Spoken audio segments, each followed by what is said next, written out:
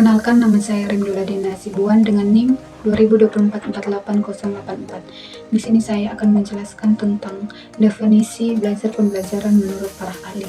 Yang pertama tentang apa itu belajar. Nah, kata belajar tidak asing lagi dalam pikiran kita. Setiap kita mendengar namanya belajar, pasti itu berkaitan dengan yang namanya proses untuk mengetahui sesuatu, untuk mencapai sesuatu dari proses yang kita lakukan.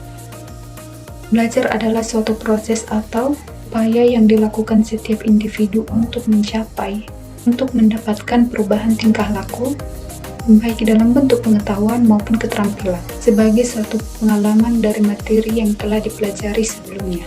Belajar juga diartikan sebagai aktivitas psikis yang dilaksanakan individu sehingga tingkah lakunya berbeda sebelum belajar dan sesudah belajar. Hal itu terjadi karena adanya kepandaian atau ilmu baru. Materi selanjutnya yaitu tentang pembelajaran.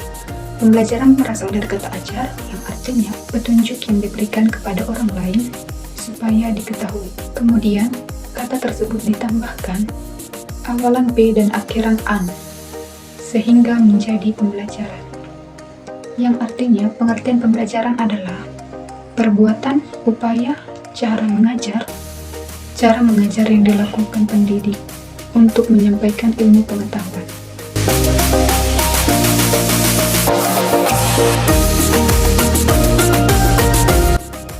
Yang pertama, definisi belajar menurut Ernest Hilgard. Belajar diartikan sebagai proses perbuatan yang dilakukan dengan sengaja, yang menimbulkan perubahan. Sifat perubahannya relatif permanen dan tidak akan kembali seperti semula. Yang kedua, belajar menurut Muhammad Surya.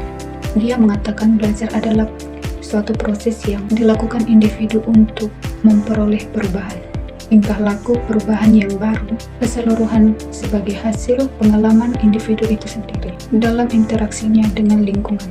Yang selanjutnya, definisi belajar menurut Gagne. Dia berpendapat bahwa belajar merupakan sejenis perubahan yang diperlihatkan dalam perubahan tingkah laku yang keadaannya berbeda sebelum individu berada dalam situasi belajar dan sesudah melakukan tindakan yang serupa seperti itu. Perubahan terjadi akibat adanya suatu pengalaman yang dialami oleh individu itu sendiri. Yang selanjutnya, definisi belajar menurut Kraut dalam educational psychology. Ia mengatakan bahwa belajar adalah perbuatan untuk memperoleh kebiasaan, ilmu pengetahuan, dan berbagai sikap, termasuk penemuan baru dalam mengerjakan sesuatu, memecahkan rintangan, dan menyesuaikan dengan situasi baru. Yang selanjutnya, definisi belajar menurut Vygotsky. Vygotsky mengemukakan bahwa belajar adalah suatu kegiatan di mana siswa merupakan subjek belajar aktif yang menciptakan struktur kognitifnya sendiri dalam interaksinya dengan lingkungan. Yang selanjutnya, definisi belajar menurut James. James Mursel menyatakan belajar merupakan upaya yang dilakukan dengan mengalami sendiri, menjelajahi, menelusuri, dan memperoleh sendiri.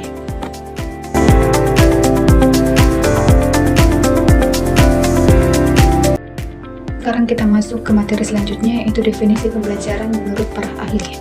Yang pertama, definisi pembelajaran menurut Jean Piaget. Ia mendefinisikan bahwa pembelajaran merupakan proses konstruktif yang melibatkan pengorganisasian informasi dan pengalaman ke dalam struktur kognitif yang ada. Yang selanjutnya, definisi pembelajaran menurut Skinner. Skinner mendefinisikan pembelajaran merupakan perubahan tingkah laku yang relatif permanen sebagai hasil dari pengalaman. Yang selanjutnya, definisi pembelajaran menurut John Dewey. John Dewey mendefinisikan pembelajaran merupakan proses pengembangan pengetahuan untuk memecahkan masalah yang timbul dalam interaksi dengan lingkungan. Yang selanjutnya, definisi pembelajaran menurut Malcolm. Ia mendefinisikan bahwa pembelajaran merupakan proses mendapatkan pemahaman baru atau mendalam tentang sesuatu yang dapat mengubah cara berpikir, merasa, atau berperilaku.